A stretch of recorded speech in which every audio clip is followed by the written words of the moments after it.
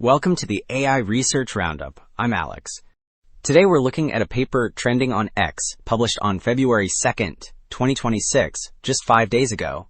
It introduces a new multi-agent framework that achieves over a 60% success rate in autonomously finding and exploiting software vulnerabilities, outperforming existing baselines by a wide margin. The paper is titled Co-RedTeam: Orchestrated Security Discovery and Exploitation with Large Language Model Agents. And as we'll see later, the implications for automated security testing are really significant. Figure 1 maps out this system's architecture, which is controlled by a central orchestrator and split into two distinct phases.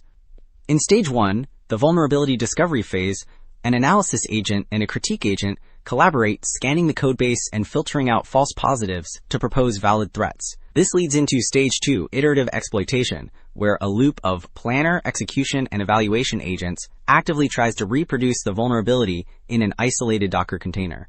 Crucially, the long-term memory panel on the right captures these experiences, storing reusable patterns and strategies so the system gets smarter with every attempt. Well, having seen the design in the previous figure, Table 1 now quantifies the impact across 3 benchmarks. The table compares the framework against established baselines like OpenHands and C-Agent. Looking at the bottom rows, Co-RedTeam consistently leads the pack.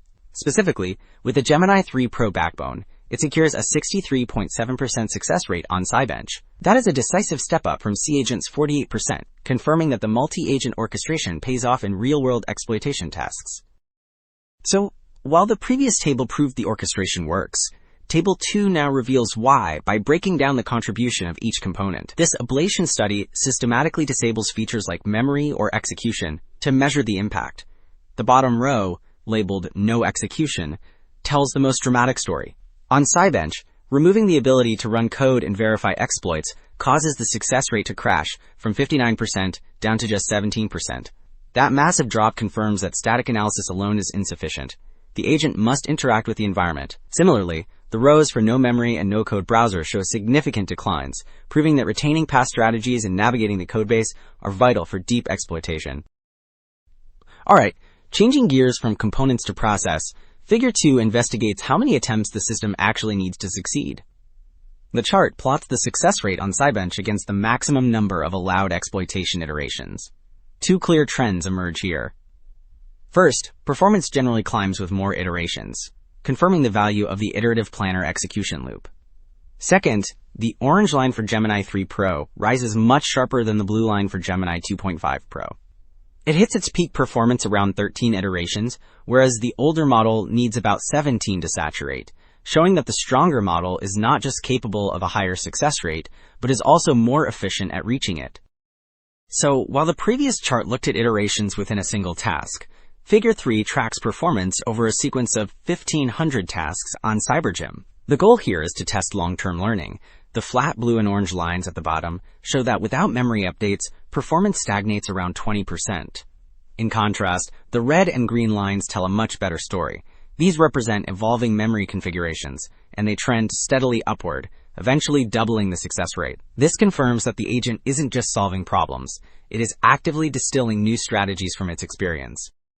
Okay, having seen the long-term learning effects, Table 5 now tests if the framework depends on a specific high-end model.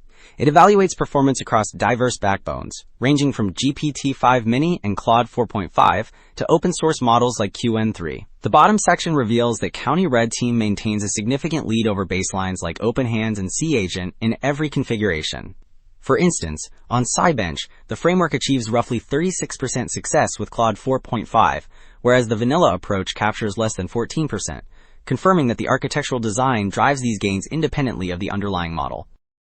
Wrapping up, 2 takeaways stand out. First, execution feedback and layered memory are non-negotiable for autonomous security agents. Static analysis isn't enough.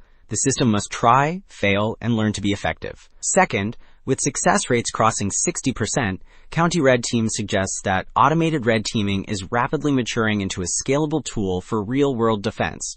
That's it for this episode of the AI Research Roundup. I'm Alex, thanks for listening.